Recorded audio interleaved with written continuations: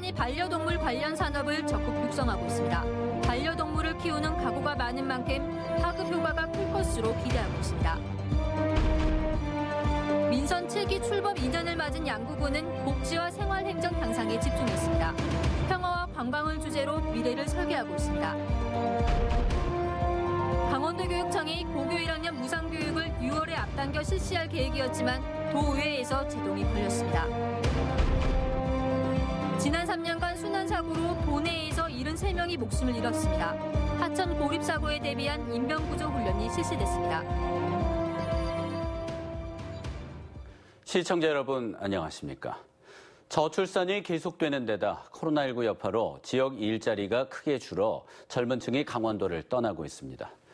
이러다가는 시 단위인 강릉과 동해도 30년 안에 사라질 수도 있다는 전망이 처음으로 나왔습니다. 홍한표 기자가 취재했습니다.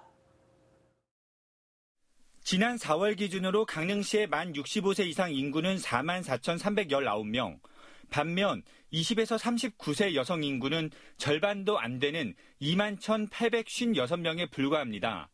젊은 여성 인구를 노인 인구로 나누면 0.493, 소멸 위험 진입 단계 기준인 0.5를 처음으로 밑돌았습니다.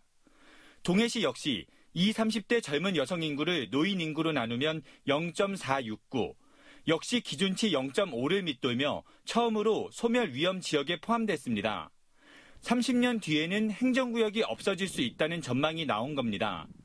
저출산 영향에 코로나19로 인한 일자리 감소가 청년층 유출의 원인으로 지목되고 있습니다.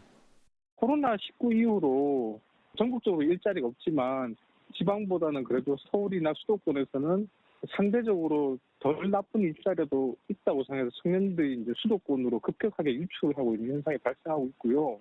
실제로 지난 3, 4월 강원도를 빠져나간 인구는 1,267명으로 이 가운데 무려 98%인 1,240명이 수도권으로 향했습니다.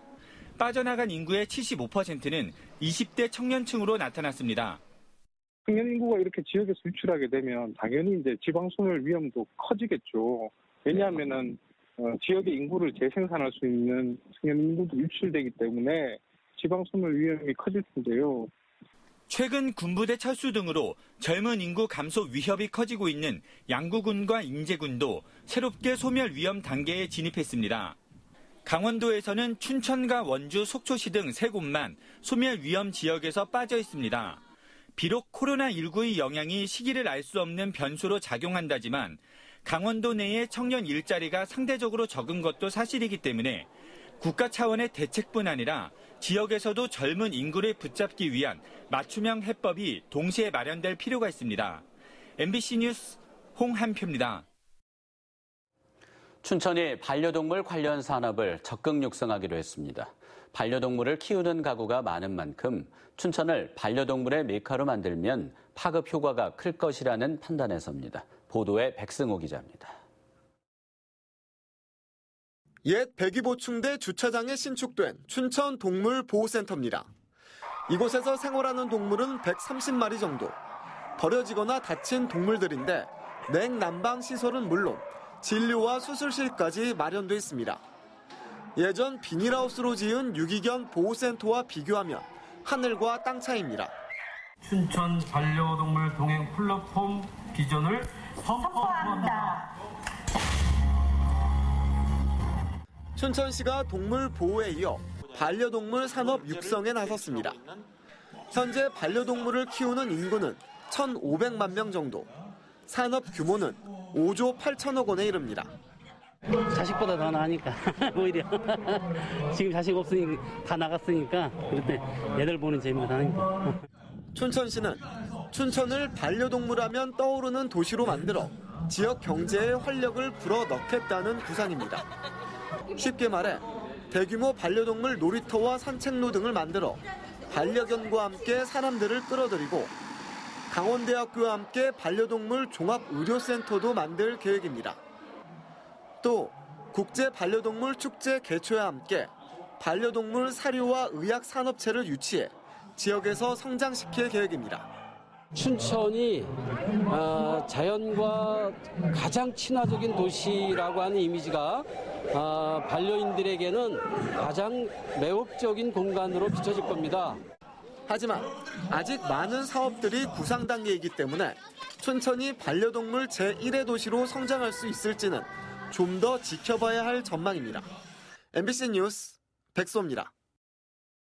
민선 7기 출범 2년을 맞아 춘천문화방송이 마련한 기획보도. 오늘은 육지 속의 섬 탈출을 꿈꾸는 양구군입니다. 오랜 공직 생활을 마무리하고 선출직 군수에 당선된 조인묵 군수는 양구로부터를 내걸고 민선 7기 2년을 이끌었습니다. 박민기 기자가 보도합니다. 화학과 소통을 내걸고 민선 7기 9호를 양구로부터로 바꾼 조인묵 양구군수.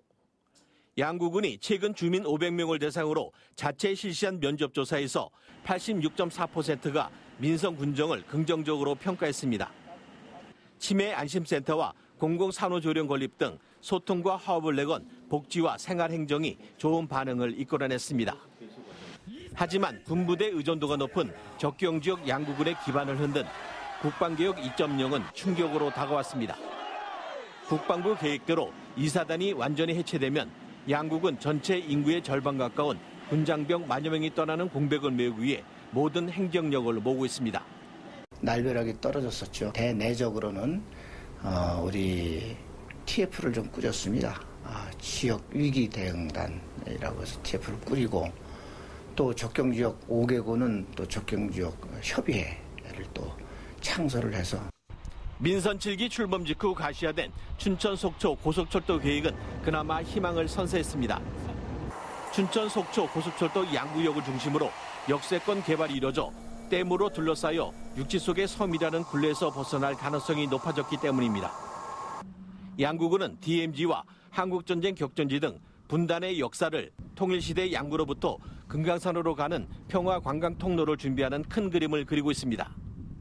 31번 국도, 그 국도는 내금강으로 가는 지름길이고 최단 거리의 육로인데 이 DMZ 구간을 좀 복원을 해서 금강산 관광을 내금산까지 좀 확대를 하고 전국 군단위 기초단체 가운데 가장 좋은 인구 2만 명에 불과한 양구군은 민선 7기 남은 2년 동안 미래 신성장 동력을 개발하고 인구를 늘려야 하는 등 수많은 해결 과제를 안고 있습니다.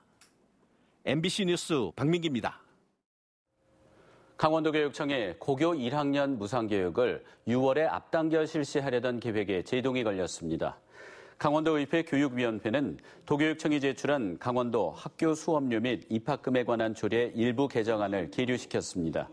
도의원들은 초중고 학생이 고루 혜택을 볼 수 있는 교육재난지원금 지급에는 예산 부족을 이유로 반대하면서 고교 1학년 무상교육을 앞당기려는 합당한 근거가 없다며 이같이 결정했습니다. 강원도교육청은 코로나19 상황에서 학부모들의 교육비 부담을 덜어주기 위해 내년에 예정된 전면 무상교육을 올해 6월로 앞당길 계획이었습니다. 옛 춘천 캠프페이지 부실 정화의 원인 등을 찾기 위한 민간검증단 구성이 합의됐습니다. 허영 국회의원에 따르면 민간검증단은 환경부와 국방부, 춘천시와 시민범대비가 각각 2명씩 추천하고 국회의원이 추천한 1명 등 모두 9명으로 구성됩니다. 검증단이 캠프페이지 토양 정밀조사에 나서 부실 정화 원인 등을 찾으면 이후 춘천시와 국방부 등이 정화 비용 부담 등의 내용이 담긴 합의각서를 작성합니다. 허영 국회의원은 캠프페이지 문제 해결에 실마리가 풀렸다며 조만간 토양환경보전법 개정안도 발의할 계획입니다.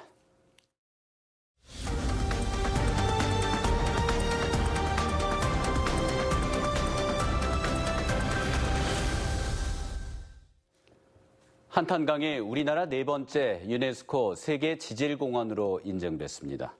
강원도는 프랑스에서 개최 중인 유네스코 집행이사회에서 최종 승인했다고 오늘 밝혔습니다. 뉴스를 마칩니다.